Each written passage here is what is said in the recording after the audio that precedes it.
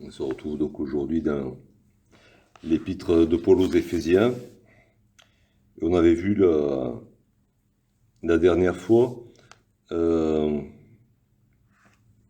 la place, on va dire, hors du commun, au-dessus de tous et de tout, de notre Seigneur Jésus-Christ, qui a été élevé à cette dignité par la puissance de Dieu pour l'éternité. Et le chapitre 1er se terminait en nous parlant de l'Église, puisque Jésus a été donné par le Père comme chef suprême à l'Église, qui est son corps, la plénitude de celui qui remplit tout en tous. Et donc le chapitre 1er se ferme donc sur cette vision de Jésus, le chef de l'Église, et l'Église qui est son corps, dans lequel se manifeste la plénitude de Dieu par Jésus-Christ. Et dans ce chapitre 2, on va voir comment Dieu, d'une certaine manière, comment Dieu a créé cette Église, comment Dieu a fait en sorte de donner une épouse à son fils, une épouse à sa ressemblance, une épouse qu'il puisse aimer et qu'il aime en retour. Je propose de commencer par lire les 7 premiers versets du chapitre 2 de l'Épître aux Éphésiens.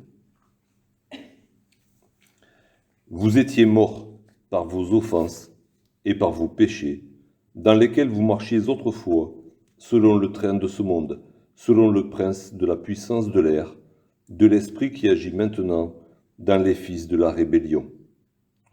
Nous tous aussi, nous étions de leur nombre. Et nous vivions autrefois selon les convoitises de notre chair, accomplissant les volontés de la chair et de nos pensées, et nous étions par nature des enfants de colère comme les autres.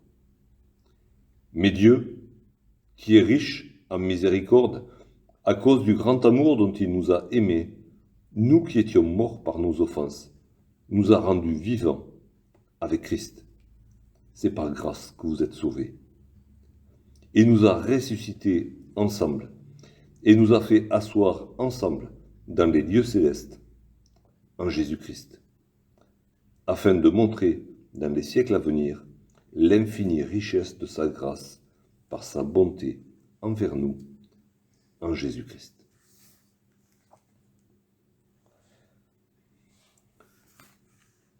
Vous étiez morts par vos offenses. Paul n'y va pas par 4 chemins. Il dit pas vous étiez un peu pécheur, un peu perdu, vous étiez morts par vos offenses. Et ce mot, mort, bien sûr c'est mort spirituellement. Paul n'est pas allé prêcher dans les cimetières d'Éphèse à des morts pour leur annoncer le salut en Jésus-Christ. C'est aux vivants qu'il s'est adressé, mais aux vivants qui étaient prisonniers du péché, qui étaient destinés à l'enfer, qui étaient morts aux yeux de Dieu, morts spirituellement. Et j'ai cherché un petit peu à définir ce que c'était que d'être mort spirituellement. Alors, j'ai trouvé quelques pistes. Il y a, dans certains commentaires, mort spirituellement, ça signifie être destitué de la vie de celui qui reconnaît l'autorité de Dieu et qui vit et qui dévoue sa vie à Dieu. L'image qu'on a dans la parole et la réalité, c'est Adam et Ève dans le jardin d'Éden. Ils connaissaient la vraie vie. Ils avaient cette vraie vie, cette relation avec Dieu. Ils vivaient sous l'autorité de Dieu. Leur vie était faite d'obéissance à Dieu. Et le jour où ils ont désobéi, ils sont morts à cette vie-là. Ils ont refusé l'autorité de Dieu. Ils ont l'intérêt de leur vie, le but de leur vie n'était plus d'obéir à Dieu, mais de se faire plaisir à soi-même, comme on le verra plus loin, de répondre aux convoitises de la chair. Et on a cette image frappante, c'est que ils ont été jetés dehors du jardin. Ils étaient les habitants du jardin, ils étaient les maîtres de ce paradis sur terre. Et ils ont été destitués, jetés dehors. Une autre implication du fait d'être mort spirituellement, et c'est vrai bon pour la mort physique, hein, un mort, ben, il est inactif. Et celui qui est mort spirituellement, il est inactif par rapport à ce qui est droit, à ce qui est juste. Il est incapable de produire une bonne œuvre. Et plus loin, il sera question de ces bonnes œuvres, hein, au verset 10, il est question de ces bonnes œuvres que Dieu a préparées d'avance afin que nous les pratiquions. Mais celui qui est mort spirituellement est inactif à ce niveau-là. Il ne peut pas pratiquer les bonnes œuvres que Dieu a préparées d'avance. Une autre implication et une autre manière d'exprimer ce mot, et que Paul emploie ailleurs, c'est le fait d'être sans force. Hein. Et on trouve cette manière de dire les choses dans l'Épître aux Romains, au verset 5.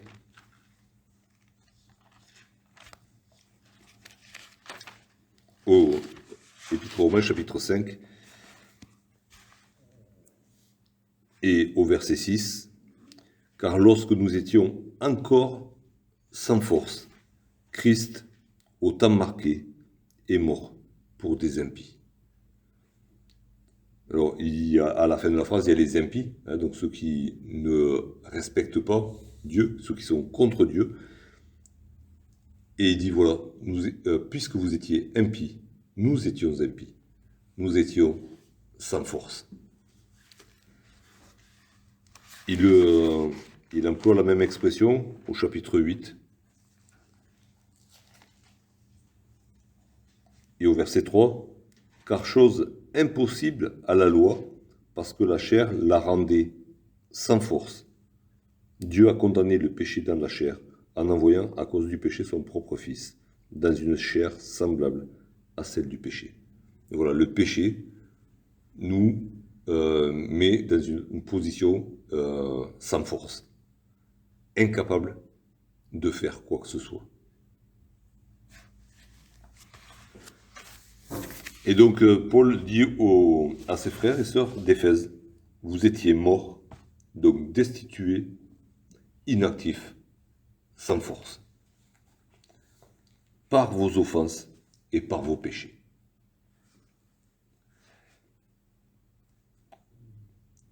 Dans lesquels vous marchiez autrefois selon le train de ce monde. Donc il y a le verbe marcher qui est là et qui nous parle d'habitude, qui nous parle d'un mode de vie, d'une règle de conduite. La règle de conduite des Éphésiens avant de croire à l'Évangile, c'était de pratiquer les offenses contre Dieu, les péchés contre Dieu et contre les hommes. C'était leur règle de conduite. Et à cause de cela, Dieu les considérait comme morts. Et ils pratiquaient ces choses-là selon le train de ce monde.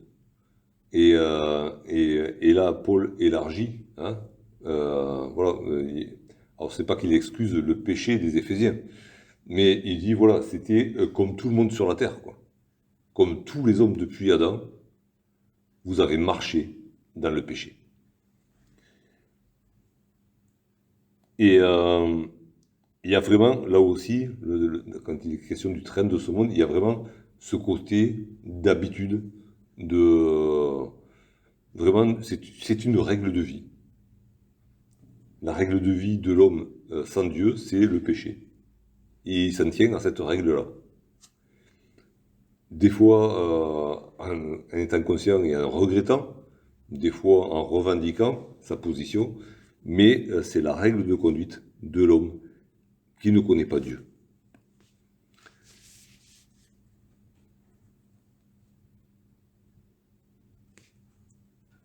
Et on a ce mot autrefois qui est là, et on y reviendra tout à l'heure. Hein. Autrefois, ça veut dire parfois ça veut dire il y a longtemps. Et la signification, en fait, ça peut être aussi il y a quelque temps. Hein. Et pour les Éphésiens, c'était il y a quelque temps. C'était pas vieux de plusieurs siècles. Hein. Non, ça s'était passé relativement récemment. Les années étaient passées, mais ces gens, si on calcule le passage de Paul et puis les incarcérations de Paul, allez, à la louche, ça fait peut-être entre 10-15 ans, quelque chose comme ça. Et Paul leur remet à mémoire. Paul insiste. C'était autrefois, mais alors, c'est vrai qu'on a tendance à... Les mauvaises choses, on a l'impression qu'on va les ranger au placard bien loin derrière, et que ça fait très longtemps. Et Paul, ce n'est pas qu'il rappelle le péché, il n'est pas là pour faire souffrir les Éphésiens ou pour leur rappeler les péchés, puisque les péchés ont été pardonnés une fois pour toutes, mais il veut bien leur rappeler et leur montrer d'où le Seigneur Jésus les a tirés, pour qu'ils soient devenus participants de son corps, participants de sa nature. Donc vous marchiez autrefois selon le train de ce monde, dans le péché et les offenses, selon le prince de la puissance de l'air. Et c'est la seule fois dans la parole où Satan est nommé ainsi. Hein.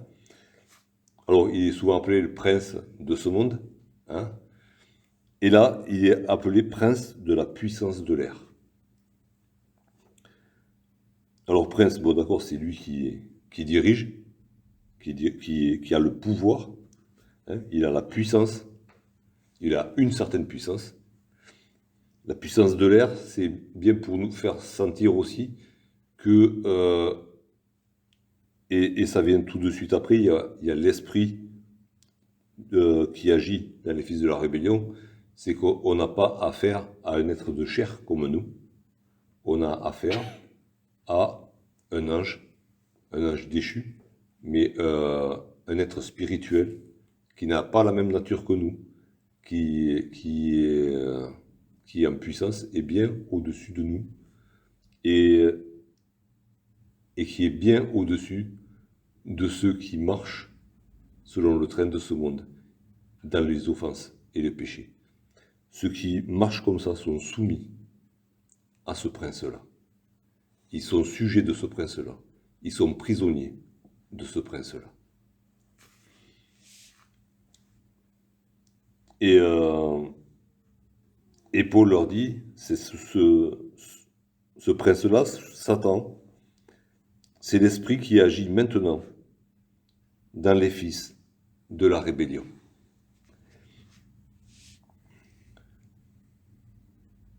On verra plus tard, il est question aussi d'enfants plus loin. Hein. Il y a les fils de la rébellion, il y a les enfants de colère. Et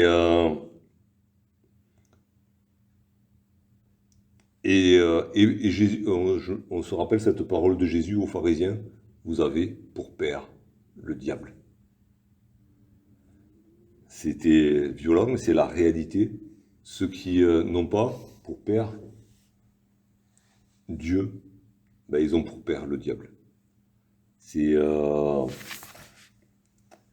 une filiation, on vient tous de quelque part, on a un père, et spirituellement, on a aussi une filiation par notre nature, par notre ascendance à Adam, comme notre descendance d'Adam, puisque Adam s'est soumis au prince de ce monde. Nous sommes soumis au prince de ce monde. Nous sommes fils de la rébellion. Par défaut, nous sommes fils de la rébellion. Nous sommes en révolte contre Dieu. Mais ça, c'était autrefois, dit Paul aux Éphésiens. C'était aussi autrefois pour nous qui avons cru à l'évangile du salut. Et Paul poursuit.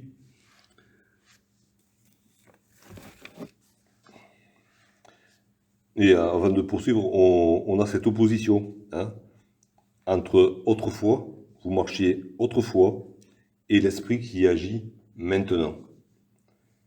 Il y a une opposition pour les Éphésiens, peut-être pas pour leurs contemporains, certainement, pour leurs concitoyens à Éphèse, mais il y a cette opposition entre autrefois et maintenant. Et on le sait, entre autrefois et maintenant, il y a la foi au Seigneur Jésus. Il y a l'œuvre du Seigneur Jésus. Il y a le salut en Jésus-Christ. Et Paul poursuit, nous tous aussi, nous étions de leur nombre.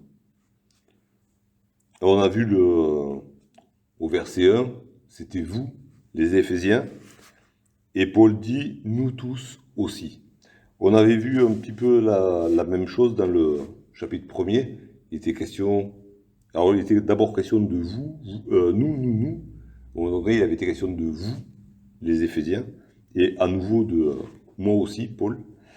Et là, il est question de nous tous aussi. Alors, je ne veux pas polémiquer, faudrait beaucoup de temps là-dessus. Pour certains commentateurs, vous, c'est les païens, et nous, dans la bouche de Paul, c'est les juifs. Je ne partage pas tout à fait cette position. Je ne pense pas qu'il y ait une cloison étanche entre les païens et les juifs. De toute manière, après, il est question que tous sont un en Christ. Il a fait tomber le mur d'inimitié. Mais il y a certains commentateurs qui insistent beaucoup là-dessus. On voit quand même que Paul s'associe. Quand il dit nous tous aussi, déjà, il ne dit pas nous tous les juifs.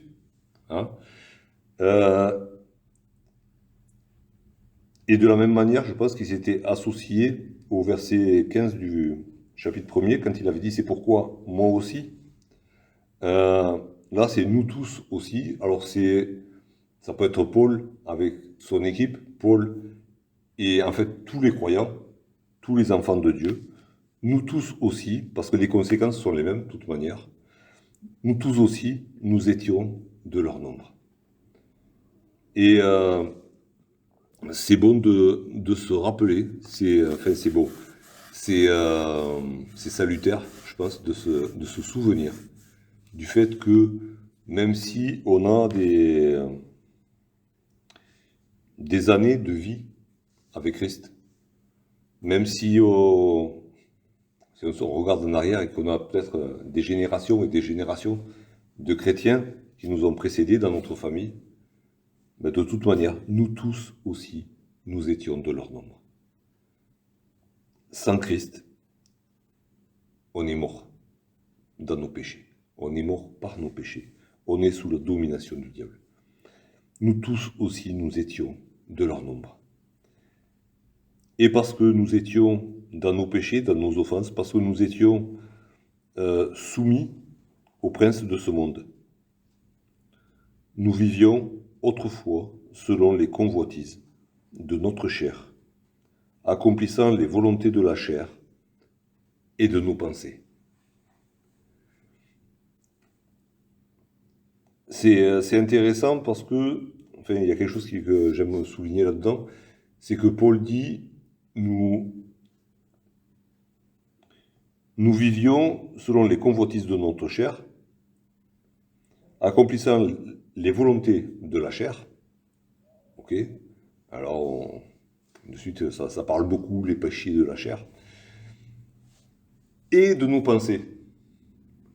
Et c'est intéressant à souligner, c'est intéressant de se souvenir, Parce que dès les premiers temps de l'Église, et aujourd'hui encore, il y a des sectes, il y a des enseignements qui opposent la chair à l'âme et à l'esprit.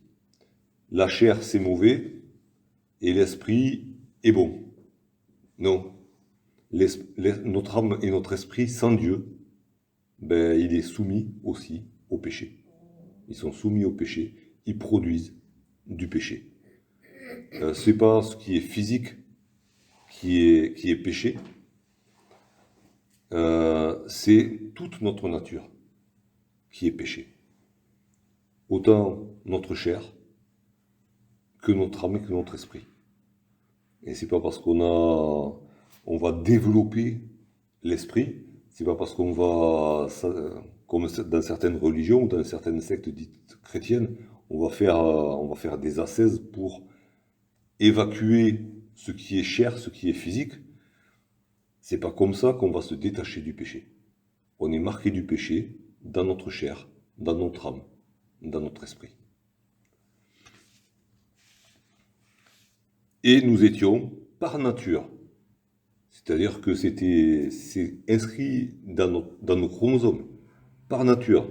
C'est notre héritage. On a été pétri là-dedans.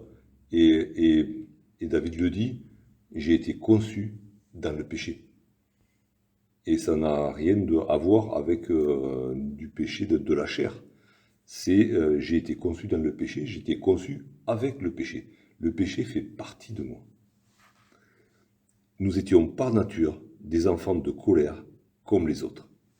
Alors les enfants de colère, c'est pas qu'on fait nos crises de colère. Hein. Les enfants de colère, c'est des enfants qui méritent la colère de Dieu. Et dans la parole, la colère de Dieu, c'est pas non plus un caprice, c'est le châtiment, le juste châtiment de Dieu.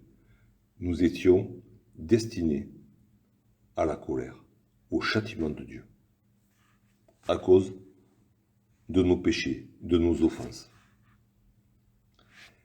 Alors voilà, Paul a brossé le tableau de l'humanité.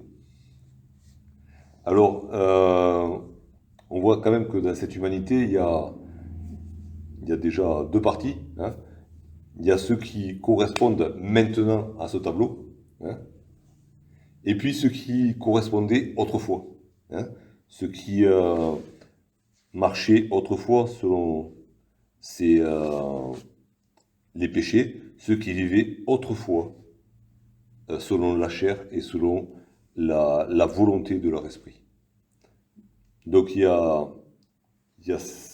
Paul fait ce tableau-là de l'humanité, pas très reluisant, et puis mort est destiné au châtiment, mort est destiné à être séparé de Dieu pour l'éternité, et puis en face il y a Dieu. Il y a l'homme avec les offenses et le péché, avec la corruption, avec cette nature déchue, avec cette nature sans force, avec cette nature incapable de produire quoi que ce soit de beau. Et puis au verset 4, mais Dieu. Et là, on est dans quelque chose de complètement différent. On a Dieu. Et un Dieu qui va agir. Un Dieu qui est puissant, alors que l'homme pécheur est mort, inactif, incapable de produire quoi que ce soit. Mais Dieu, et qu'est-ce qui caractérise Dieu dans ce verset 4 ? C'est sa miséricorde et son grand amour. Face au péché, face aux offenses, il y a la miséricorde et le grand amour de Dieu.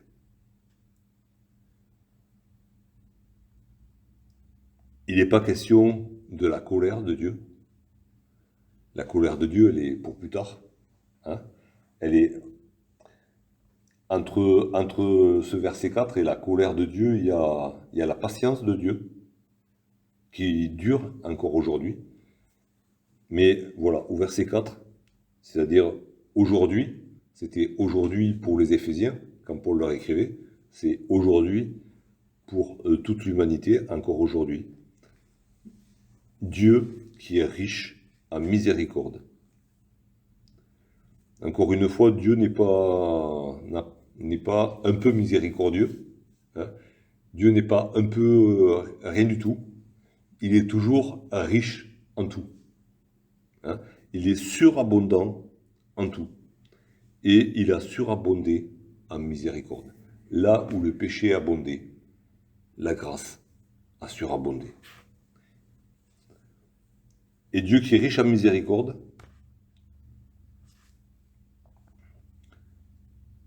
à cause du grand amour dont il nous a aimés.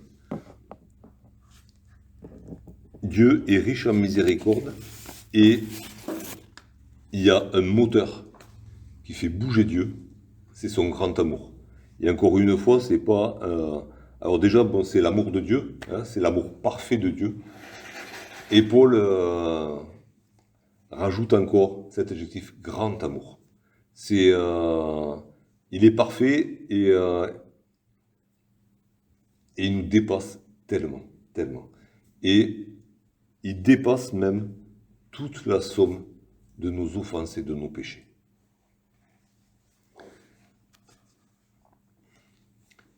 Au verset 5, Paul rappelle encore, hein, fait une petite parenthèse, nous étions morts par nos offenses. Hein. Il le rappelle bien pour montrer en opposition ce que Dieu a fait. Et à cause de ce grand amour, Dieu nous a rendus à la vie.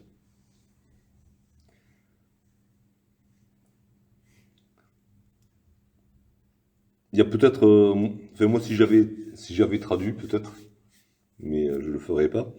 Mais si j'avais traduit, j'aurais peut-être pas mis à cause du grand amour.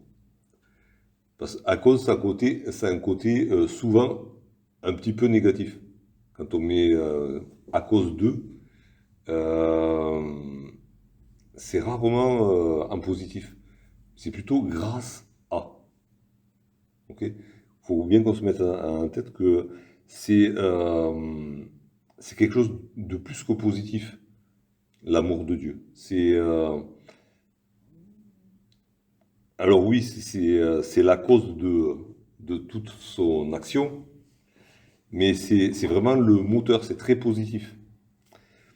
Et donc, grâce à son amour, en raison de son grand amour pour nous, il a agi.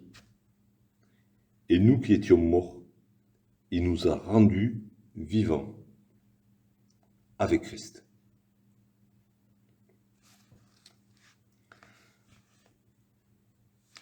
Et on a vu au chapitre 1er que c'était Dieu qui a déployé sa force, hein, sa puissance pour ressusciter Jésus-Christ. On a ça au verset 19 et 20 du premier chapitre. Et c'est le même miracle que Dieu a fait pour chacun des Éphésiens et que Dieu a fait pour chacun de ceux qui viennent à lui, repentant et acceptant l'œuvre de Jésus-Christ et demandant pardon. C'est le même miracle. De la même manière qu'il a ressuscité Jésus-Christ et l'a fait sortir du tombeau, nous aussi, quand nous avons cru, nous qui étions morts, il nous a fait sortir du tombeau, il nous a rendus à la vie, il nous a rendus vivants. Nous étions morts, c'était notre nature. Maintenant, notre nature, c'est vivant. Nous étions morts, nous étions destitués de notre position de créature de Dieu béni dans le paradis. Nous étions destitués et il nous a redonné nos lettres de noblesse. Il nous a redonné notre citoyenneté céleste. Nous étions sans force. Il nous a donné sa puissance. Nous étions inactifs, incapables de faire quoi que ce soit. Et, on le verra plus tard, il nous a rendus capables de pratiquer les bonnes œuvres qu'il a préparées d'avance pour nous. On a changé de nature. Nous étions par nature des enfants de colère. Nous sommes maintenant, par notre nouvelle nature, enfants de Dieu. Comme on avait vu au chapitre 1er, adoptés par Dieu, héritiers de Dieu, co-héritiers avec Christ.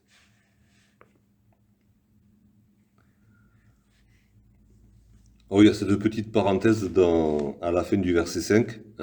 C'est par grâce que vous êtes sauvés. Je la saute aujourd'hui. Alors, entre parenthèses, parce que c'est certainement pas dans tous les manuscrits qui nous sont parvenus, mais comme c'est repris après au verset 8, on verra ça là, une prochaine fois. Et donc, il nous a rendus vivants avec Christ.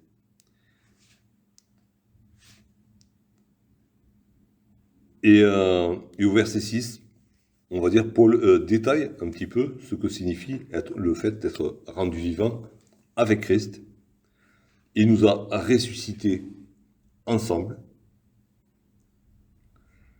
Et il nous a fait asseoir ensemble dans les lieux célestes en Jésus-Christ. Alors, on avait vu au chapitre 1er que la puissance de Dieu avait ressuscité Christ d'entre les morts et qu'il l'avait fait asseoir à sa droite dans les lieux célestes, au verset 20 du chapitre 1er. Et Dieu a fait la même chose pour nous. Il nous a ressuscités et il nous a fait asseoir dans les lieux célestes, en Jésus-Christ.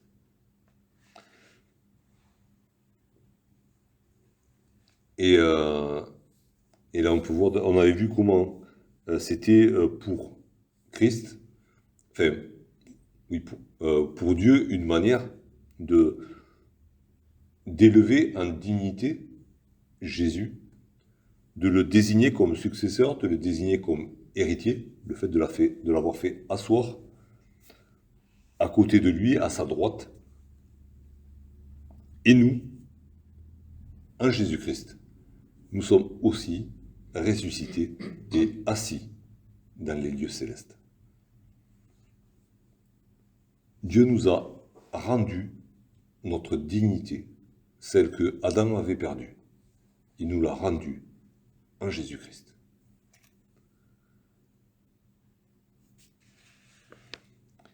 Et il y a ce mot qui revient 2 fois, ensemble. Ensemble, ça fait aussi référence au corps de Jésus-Christ, à l'Église.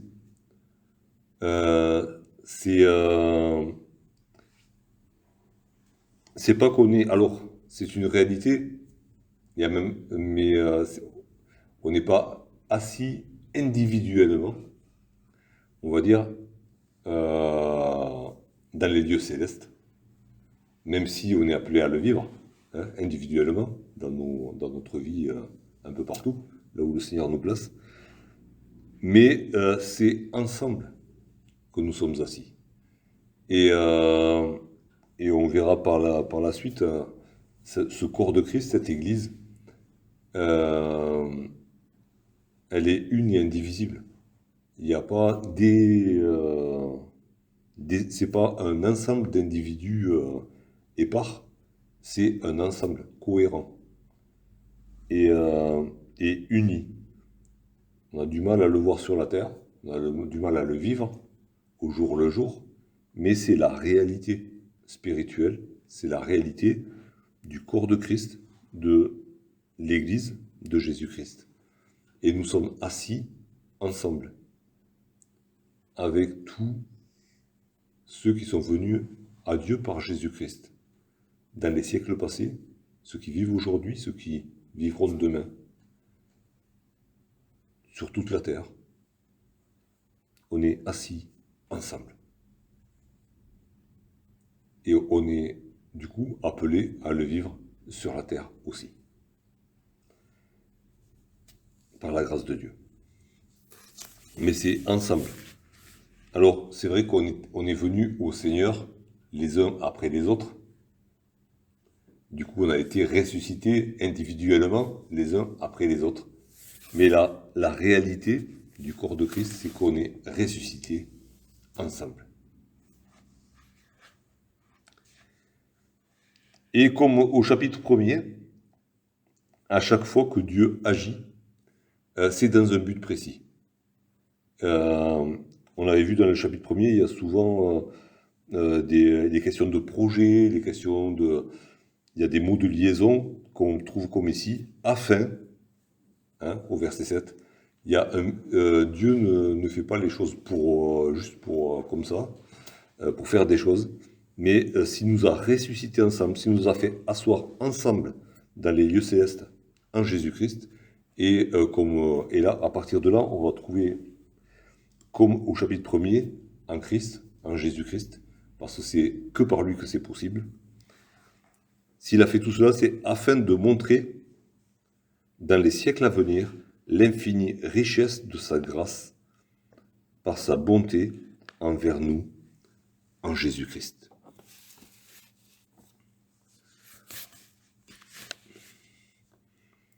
Alors si Dieu nous a ressuscités et fait asseoir ensemble dans les lieux célestes, c'est pour qu'on apporte un témoignage. C'est pour qu'on soit témoin de lui. Afin de montrer, alors c'est Dieu qui va le montrer à travers nous, mais de montrer dans les siècles à venir. Alors c'est intéressant parce que il y a ici le pluriel, les siècles à venir. Au chapitre 1er, au verset 21, et quand il était question de l'autorité de Jésus, il était écrit non seulement dans le siècle présent, mais dans le siècle à venir. Alors le siècle présent, c'est le temps présent. Le siècle à venir, c'est l'éternité, le règne éternel de Jésus-Christ. Et ici, il est question des siècles à venir. Et Paul parle aux Éphésiens du 1er siècle.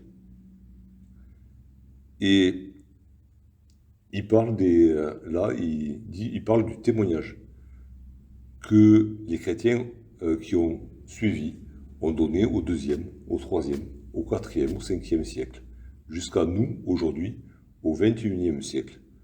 Nous qui sommes ressuscités et qui sommes assis ensemble dans les lieux célestes en Jésus-Christ. Ben, nous sommes des témoins de ce qui suit, tout ce qu'on va voir. Et dans les siècles à venir, au 22e siècle, si Jésus n'est pas revenu, au 23e siècle, ça continuera. Et ça continuera dans le siècle à venir. On sera des témoins de l'infinie richesse de sa grâce. Et encore une fois, on a on est dans du superlatif. L'infinie richesse, c'est de la surabondance de surabondance. La grâce de Dieu, elle a tout inondé, elle a tout lavé, elle a emporté nos péchés au fond de la mer. Et encore une fois, tous ensemble, on est témoins devant le monde, devant les anges. On est témoins de cette grâce, de l'infinie richesse de la grâce de Dieu. Et cette grâce, elle s'est manifestée par sa bonté, et elle s'est manifestée envers nous, en Jésus-Christ, encore une fois. C'était pas possible autrement, c'est juste par Jésus-Christ, et ça sera toujours par Jésus-Christ. Alors on a cette opposition entre ce que nous étions autrefois, ou il n'y a pas si longtemps que ça. Et Paul insiste et le répète, nous étions morts. Et s'il insiste là-dessus, c'est pour qu'on puisse apprécier d'autant plus la vie que Dieu nous a donnée. Nous étions morts, nous sommes vivants, nous étions sans force, nous avons la puissance de Dieu. Ce n'est pas un esprit de timidité que nous avons reçu, mais un esprit de force, d'amour et de sagesse. Nous étions des pécheurs et il a fait de nous ses enfants. Nous étions des enfants de colère, nous sommes enfants de Dieu.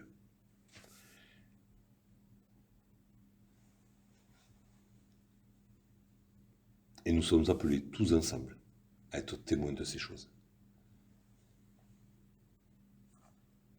D'ailleurs, il est question de préserver le lien de l'unité.